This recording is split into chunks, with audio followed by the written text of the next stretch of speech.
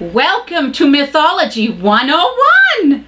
Today's topic is the imaginary war on women. My name is Jane Cormier. And I'm Susan DeLamus. Yeah, and we're here to debunk the current myth that is running rampant around in our country. Susan, are Republicans waging a war on women? No, Jane. Republicans are not waging a war on women. Wow, that's such a relief. But I thought that Republicans were denying women access to health care and trying to control women's bodies. Not at all, Jane. Did you know that there are 10,825 low-cost or free clinics for women's services in this country? Wow. 55 clinics are right here in New Hampshire. So there's ample health care service for women in need.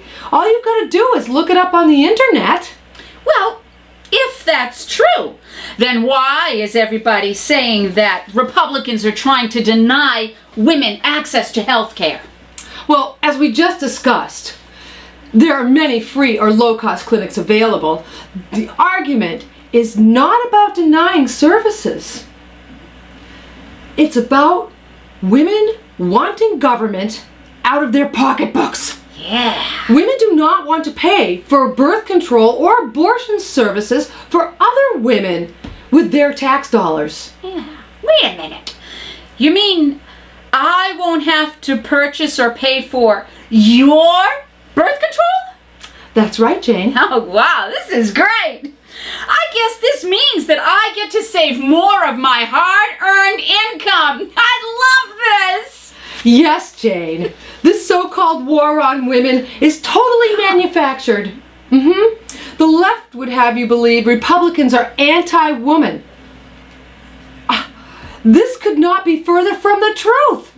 This discussion is not about health care, but about taxpayers having to use their tax dollars for others' birth control or abortion against their own religious beliefs or consciences.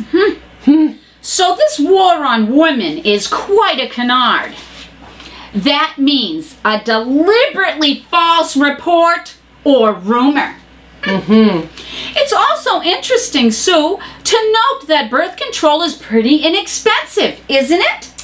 Why, yes, Jane, it is. Birth control is around $9 a month.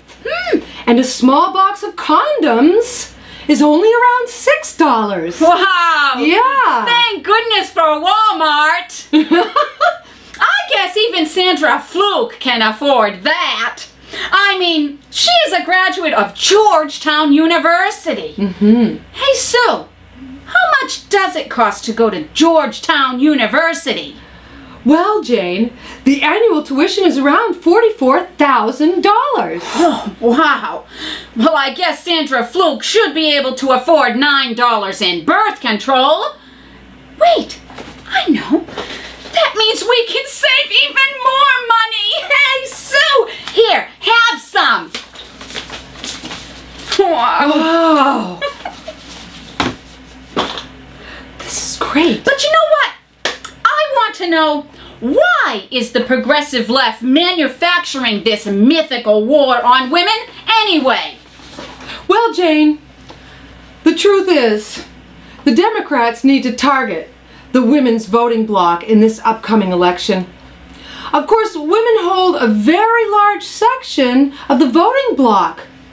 So if Democrats can convince women that the big bad Republicans want to control women's bodies, they can win a good portion of the women's voting bloc. Well, that's really sneaky. A dirty, underhanded trick. Try and use fear against women. Yeah. That will never work, Susan. Women will never fall for that. So, to recap, women have ample access to affordable or free health care in the United States. This war has nothing to do with access to health care, but with expecting taxpayers to subsidize others' birth control or abortion against their own religious beliefs or consciences. This entire mythical war is a ploy by Democrats to steal votes from the women's voting bloc by pretending Republicans are anti-women. Birth control is cheap and easy to obtain, so everyone should be able to afford it who needs it. Even Sandra Fluke from Georgetown University.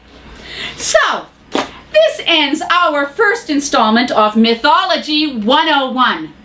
Stay tuned for our next mythological installment entitled Republicans Believe on Women Are Second-Class Citizens. Bye!